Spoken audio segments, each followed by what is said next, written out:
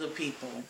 It's your girl Tanika Nikki, and I'm coming to you guys because I just was watching the news and there was a story on about this gentleman who was arrested in Fulton County here in Georgia. And when they arrested the gentleman, he tested positive for being under the influence of ecstasy. And from what I hear, ecstasy can make you feel some kind of way. So anyway, he was in his jail cell and I guess he was pleasuring himself, and the guards kind of told him to cut it out or whatever the case may be. And whatever confrontation happened, 6 guards came in his cell, beat him up. Then he was tased and maced. And after they maced him, they put him in a shower and had to clean off his face. So they sprayed him all in his face or whatever the case may be to get the mace off. At least that's the story. He collapsed dead right after they got him out the shower, right outside of the shower. And his people want answers. They're getting all these different stories about what could have happened. But there was a witness there in the cell next to him.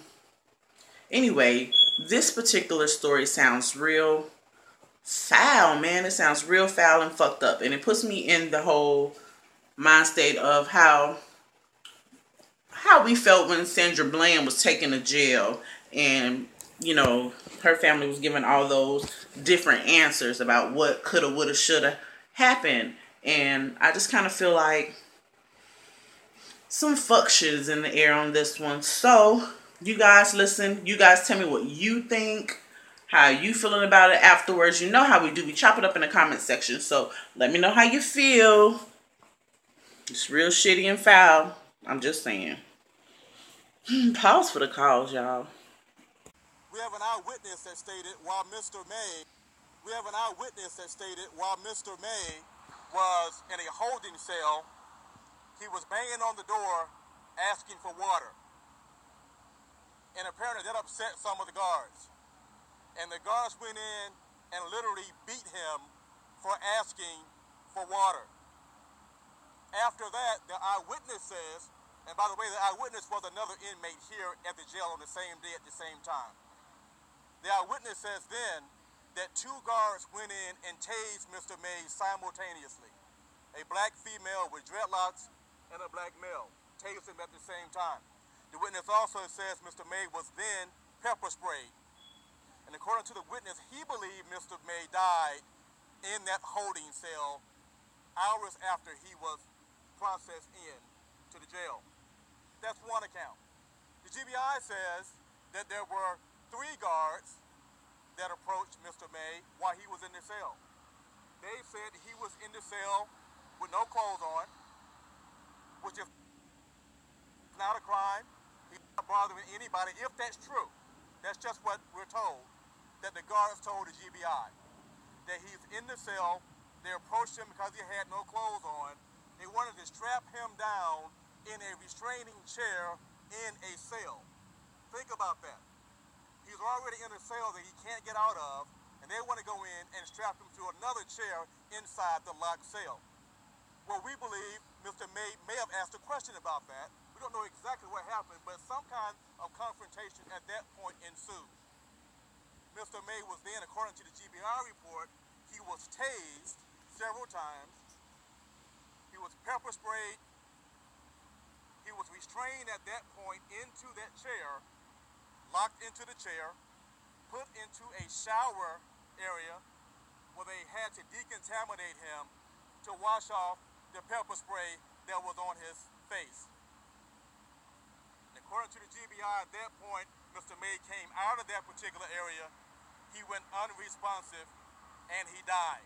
When Mr. May passed, the Fulton County Jail called the medical examiner's office to come out and interview, to pick up the body and to interview the deputies as to what happened so they could find a medical cause of death as to why Mr. May died. The medical examiner got a third different story. We're here for answers. We're here for answers as to why this man died. The medical examiner says that Mr. May, according to the guards, what the guards told them, that he was unclothed in his cell. They said said that he was pleasuring himself, according to what the guards told the medical examiner. We don't know if that's true or not. But again, if he was in his cell, if he was unclothed, if he was pleasuring himself, he was bothering no one. He was in a cell by himself. There was no need for any guard to go in and bother him. But according to the ME, 6 correctional guards went in to approach him and to try to put him in this restraining chair. Now, when you have 6 guards, and according to them, 1 naked man, Mr. May was not a large man. So you got 6, you're telling me that 6 guards approached Mr. May and they could not contain him to the point that according to the ME, they pepper sprayed him, they used a stun gun on his body twice. 1 on his thigh and 1 at an undetermined location, which may have been his heart for all we know. So he was tased, he was stun gunned twice, they pepper sprayed him in his face. According to the ME, they then took him to the shower for decontamination.